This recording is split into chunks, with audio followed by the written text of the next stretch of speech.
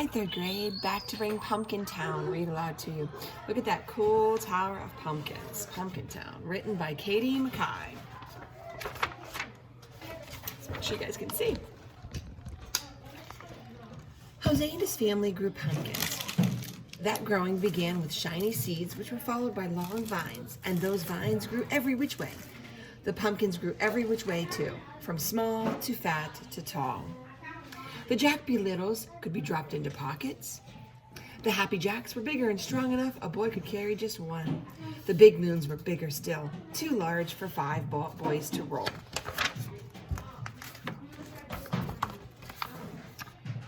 Come fall, Jose and his family would gather the pumpkins and collect the vines. Then 2 trucks took the fruit to faraway cities. Some were hollowed and carved, and some were saved for pies. But before the trucks took the pumpkins, Jose and his family saved a few.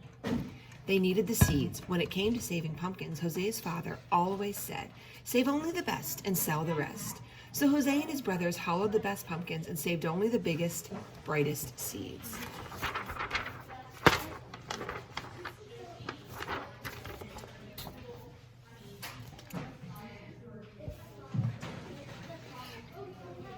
They took the duller, smaller seeds to the edge of the field.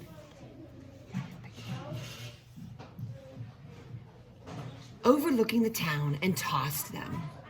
But one gusty, dusty October day, when Jose and his brothers took the lesser seeds to the edge of the field and flung them, the wind caught those seeds and carried them and didn't let them loose until they fell like rain down on the distant town.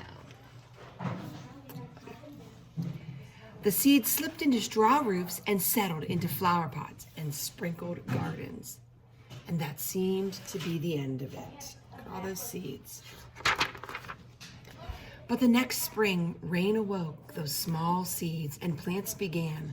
More rain fell and vines grew every which way. They wrapped around the chimneys, wound through corn. At first the townspeople liked the vines, for they were lovely and delicate. But when the vines began to climb up and down and around, growing leafy and thick, they snaked green and silent through one window and then out another.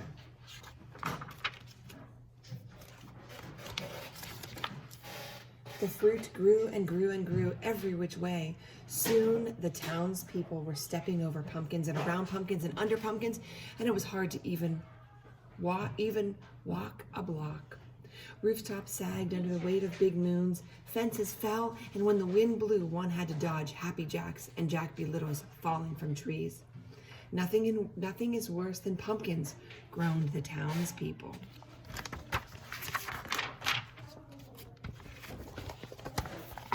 Meanwhile, up on their mountainside, Jose and his family cut and stacked their pumpkins, saving only the best. And when they were done, they stepped back and said, "Nothing is better than pumpkins." But when Jose and his family looked down at the town, it looked odd. It seemed so green and orange. Why was it green and orange? All those pumpkins. Look at the town. Since their firework was done, since their field work was done, and because Jose and his brothers were curious, they walked to town the next day, where they saw more vines and pumpkins than they'd ever imagined. They remembered the gusty, dusty day that they'd scattered the seeds. "It's our fault," whispered Jose. "We must do something," whispered his brothers. "We rest for now," whispered Jose. But that night, Jose and his brothers cut and stacked the pumpkins and vines. They worked as quietly as they could, but some townspeople still sneaked peeks. They marveled at how well the brothers worked. The brothers climbed up poles and twined through trees and snaked silent through one window and out another, gathering and stacking pumpkins and vines.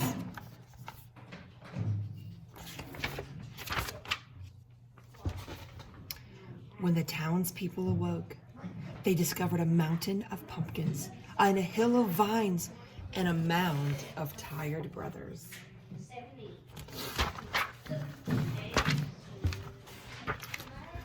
While the brothers slept, the townspeople filled a wagon with hay and set 5 great watermelons between Jose and his brothers in thanks of their aid. That wagon took the brothers back to their home, where they laid in the glossy grass, still sleeping. When their father found them there, he asked them what they had done to deserve the great watermelons. We just helped the townspeople with their harvest, their brothers said, which was true, and nothing more was said. Down in the town, 5 trucks came for the mountains of pumpkins, and the townspeople were given a grand sum of money for all that fruit. "Ah, nothing is better than pumpkins," they said. Much of the money went toward a feast held around a bonfire made by burning the hill of vines.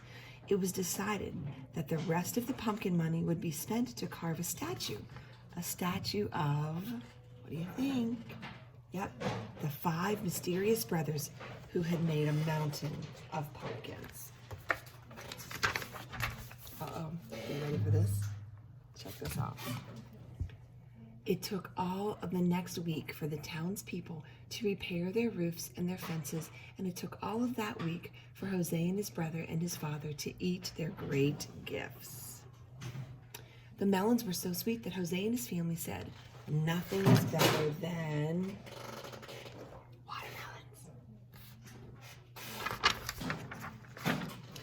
"Be careful with the seeds," Jose's father said. "Our field grows pumpkins, not watermelons." So Jose's family filled a great bowl with seeds, and those seeds were forgotten until a day later, when the wind roused Jose's father at night. He feared that some of those watermelon seeds might be blown into the field. What's going to happen if they blow into the field? Uh-oh. By moonlight, he carried the bowl to the edge of the field, and he tossed the seeds. The wind caught those seeds and carried them and didn't let them loose until they fell like rain down on the town. What's going to happen? Yeah, watermelon town.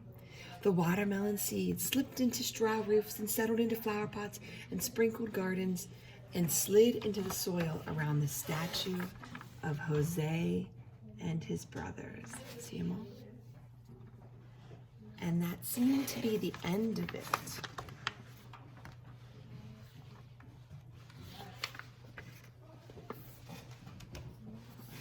There's a clue. That's the end of our story. But look, what do you think's going to happen? Probably not going to be Pumpkin Town, probably going to be Watermelon Town.